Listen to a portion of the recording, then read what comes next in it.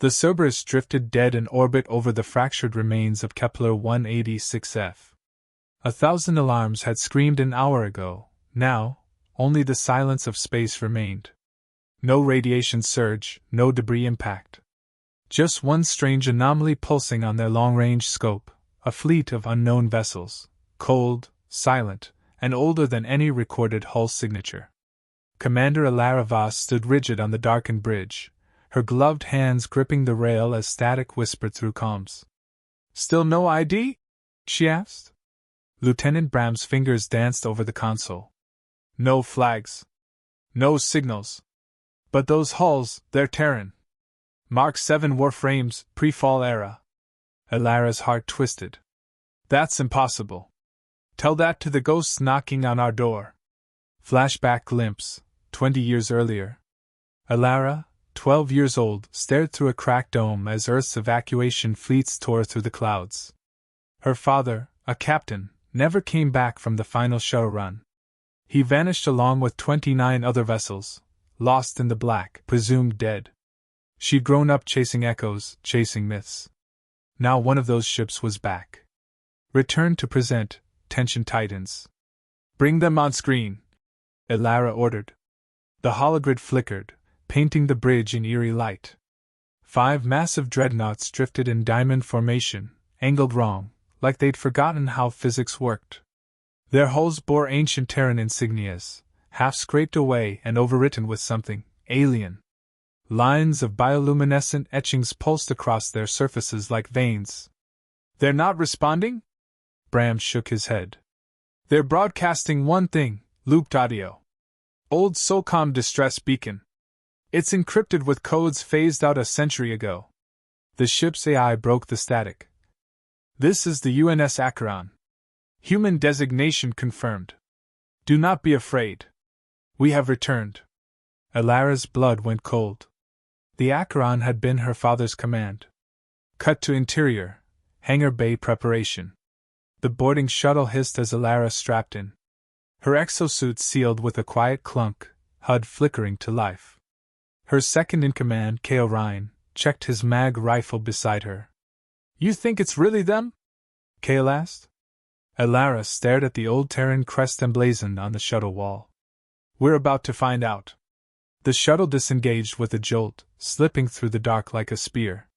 The Acheron loomed ahead, its docking port open, as if inviting them in. Inside the Acheron, horror and stillness. They boarded in silence. No resistance. No life signs. Just stale air, still gravity, and flickering lights that hadn't seen human eyes in generations. The walls were wrong. Metallic, but fused with some kind of living fiber. Panels breathed faintly. The floor responded to pressure like skin. Alara's HUD blinked. "Motion detected. Forward corridor." Kale took point.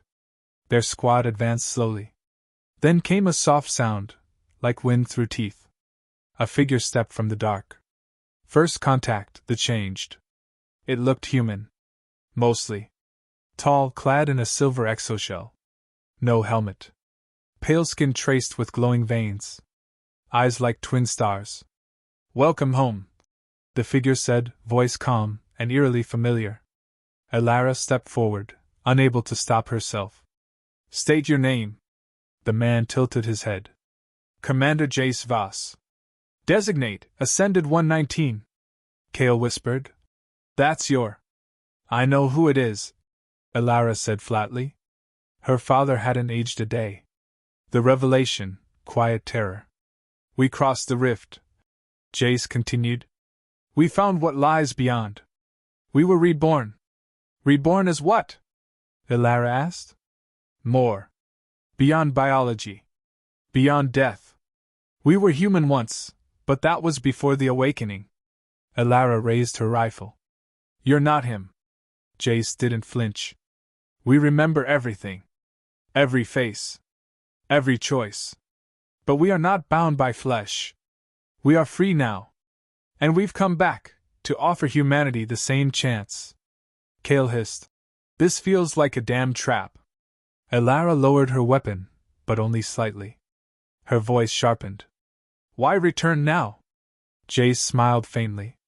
Because the war is coming. And your kind won't survive it, unless you become like us. Back on the Cerberus, countdown begins. As Alara's team returned, her thoughts were a storm. The Acheron wasn't alone. Dozens of similar ships were emerging from rift space, no longer just missing Terrans, but entire fleets presumed destroyed. A message pulsed from every hull. Join us or be left behind. End of chapter. Cliffhanger, the choice ahead. Later, alone in her quarters, Alara pulled up the last image she had of her father, a tired man in a worn uniform, laughing beside a child. Not this calm-eyed creature who spoke like a prophet. She stared at the screen, then opened a channel. Fleet Command. This is Commander Voss. We've made contact with the lost fleets. They're alive, changed. Possibly hostile. I recommend. She hesitated. I don't know what I recommend. She ended the log. And outside her window, the stars began to shift. A pulse rippled through space. The fleet had begun to move. Scene opens, Council of Shadows. A week had passed since the encounter aboard the Acheron. In orbit above Kepler 186f, the Cerberus floated like a blade in the void, now flanked by 20 silent relic ships glowing with eerie bioluminescence. The lost fleets had not attacked. They hadn't needed to. Their presence alone rewrote every rule. Alara stood in the war chamber, holograms spinning around her, each one more damning than the last. Surveillance showed ascended ships entering fringe systems, bypassing defenses as if they weren't there. No weapons. No violence. Just arrival and transformation. They're calling it an invitation. Captain Varen of the Rook growled across the channel. But colonies are going dark. People are boarding their ships. Volunteers vanish, and we don't get them back. They say it's evolution, muttered General Harlan. What if it's surrender? Alara's jaw tightened. What if it's both? Flashback, a personal rift. Alara sat in silence after the council ended, eyes on the cracked photo in her hand. Her mother had burned in the reactor explosion that saved New Titan. Her father had vanished with the fleet. Now he was back, but not truly. You're quiet, Kale said, leaning in the doorway. I saw his eyes. He remembered me. But it was like watching a reflection pretending it's real. Kale Saturday. You don't trust him. I buried that man 20 years ago. Scene shift, descent to Sagan 9. They followed a signal. A human colony, Sagan 9, had stopped transmitting after a mass pilgrimage to a nearby ascended vessel. A reconnaissance mission was approved. Alara and Kale descended with a small team in a stealth lander. The colony was intact, homes standing, lights on, but no sound. Streets empty. Dust undisturbed. Kale scanned. No bodies. No signs of struggle. Which is worse? Alara whispered. Then she saw it, a child's toy lying in the dust beside a bootprint that glowed faintly, as if scorched into the soil by radiation. Not human radiation. Something different. They approached the central plaza. A monolith of glowing silver stood in its center, covered in the same runes etched into the ascended dreadnoughts. And beside it, a single figure, human in outline, shimmering like heat through glass. It turned. Commander Voss. It spoke. We've been waiting. Confrontation, the messenger. Kale raised his rifle. Identify yourself. The figure smiled. I am what they became. Alara stepped forward. What did you do to these people? They chose. Their flesh was exchanged.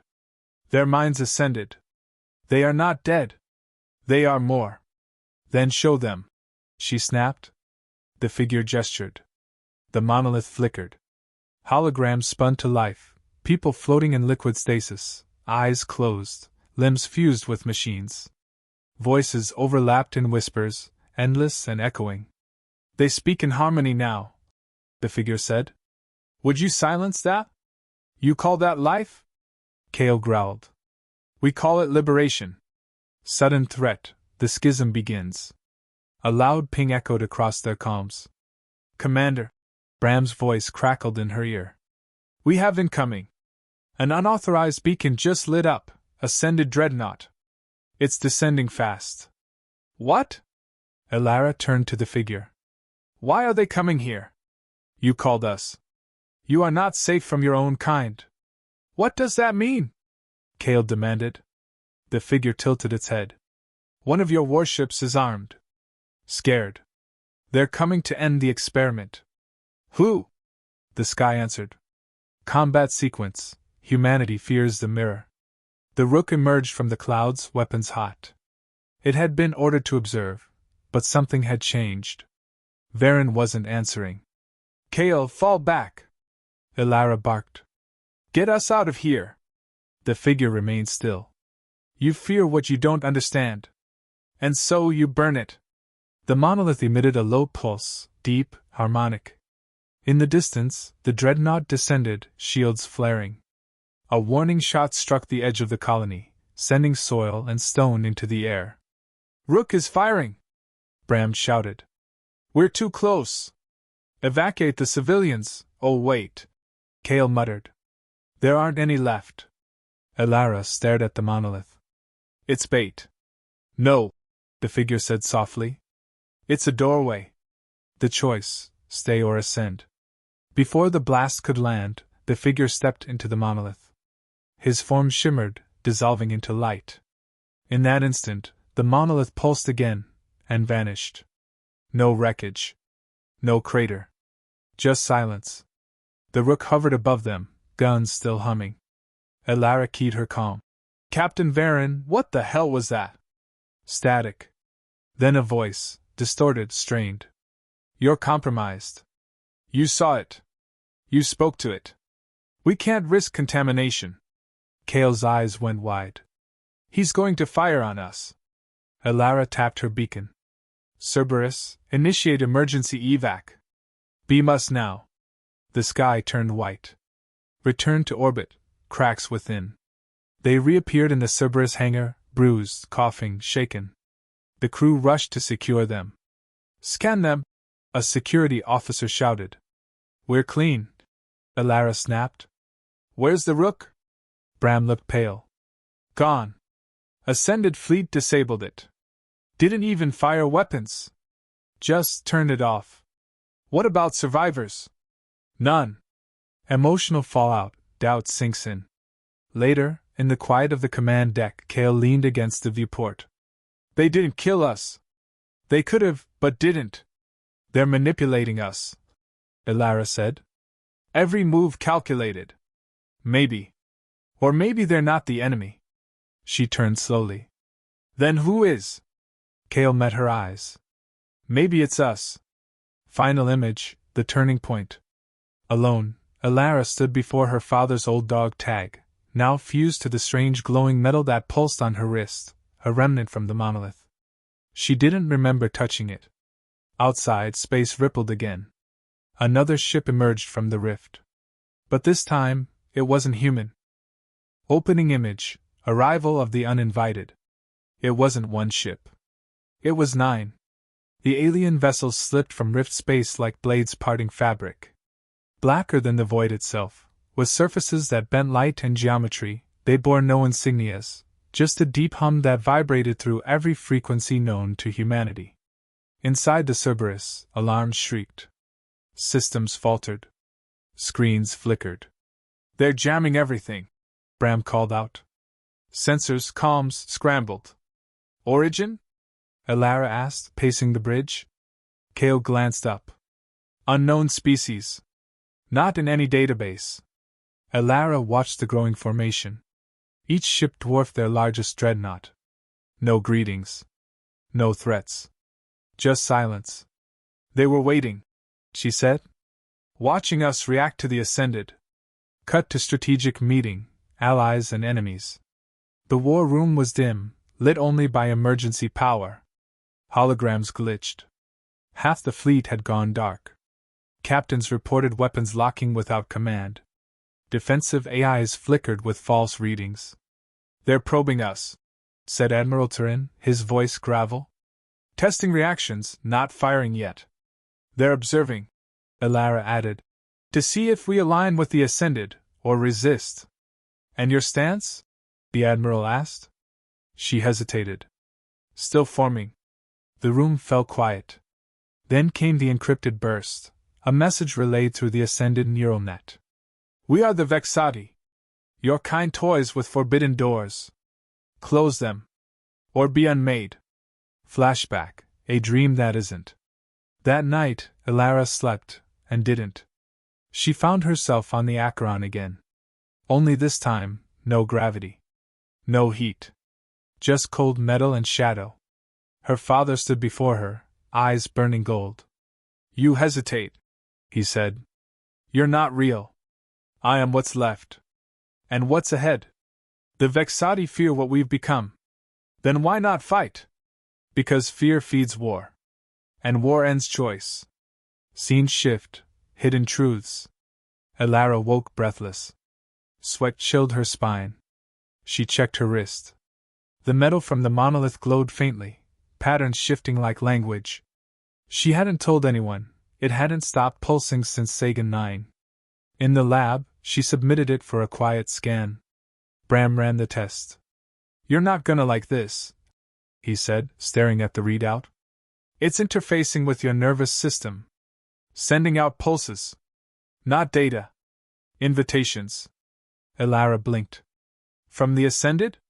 Bram hesitated. Or through them. Something deeper. Cut to hangar, mutiny in the air.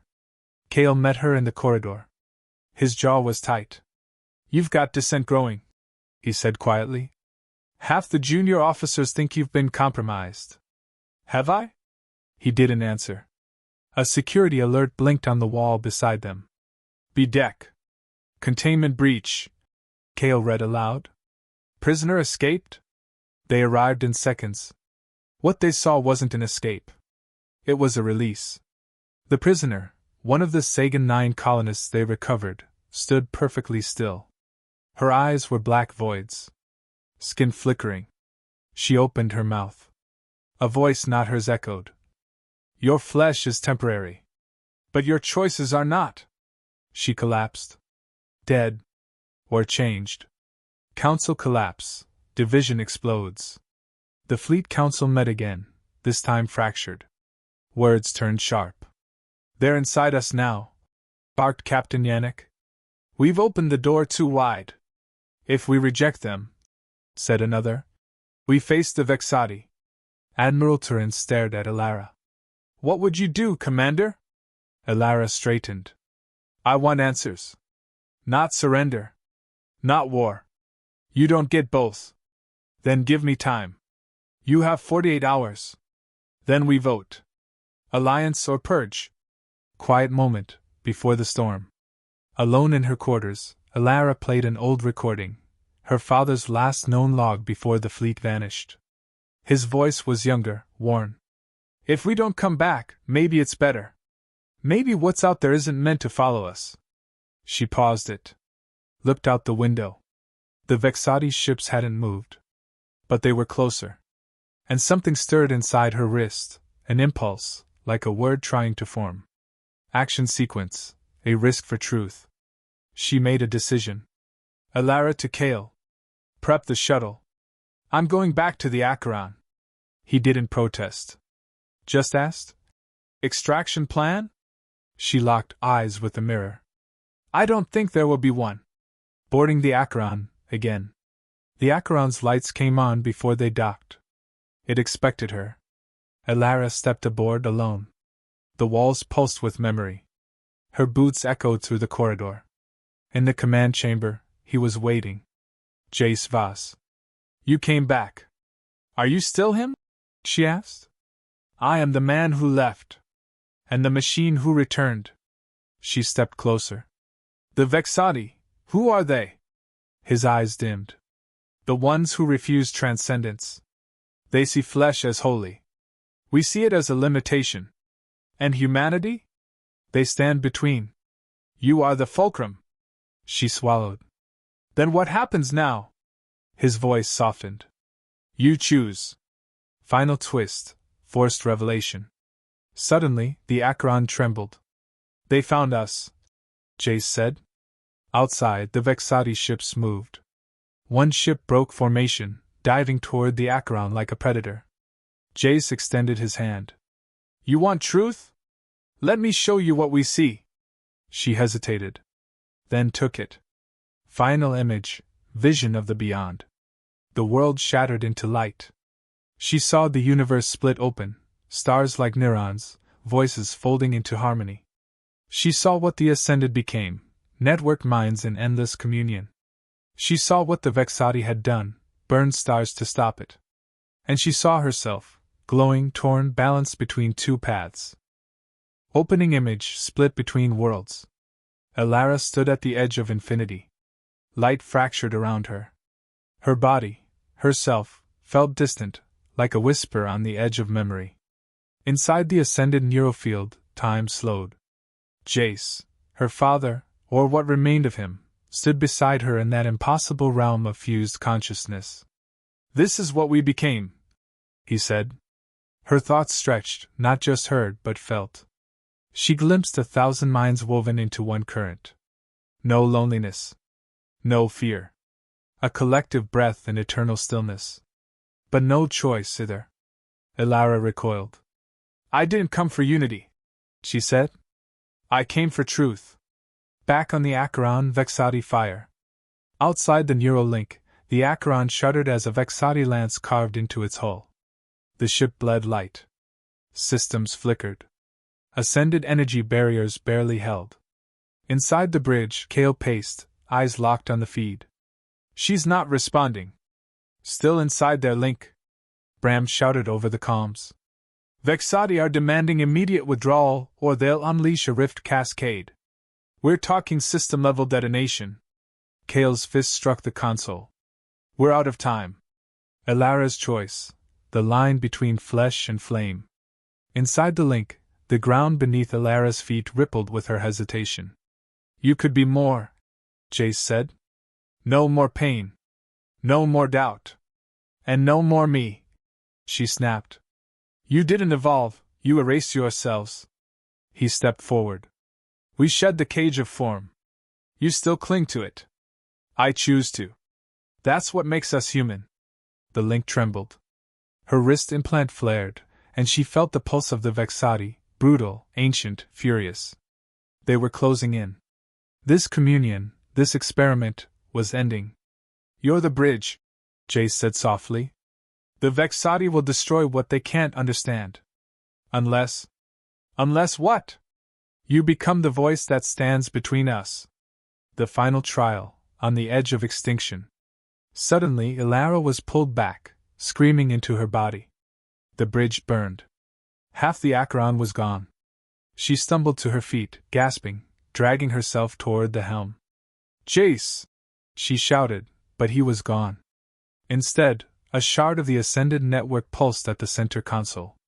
It offered her one final choice: activate the link across the fleet and unite them into a single, thinking shield, or fight. She opened a private channel to the Cerberus. Kale. I have a plan. His voice crackled. Good. Because the Vexati just deployed a rift harvester. We've got minutes. I need you to trust me. There was a pause. Then, always. Climax, the bridge between. Elara activated the shard. A golden signal rippled from the Acheron. Every human ship, every officer, every fighter, felt it.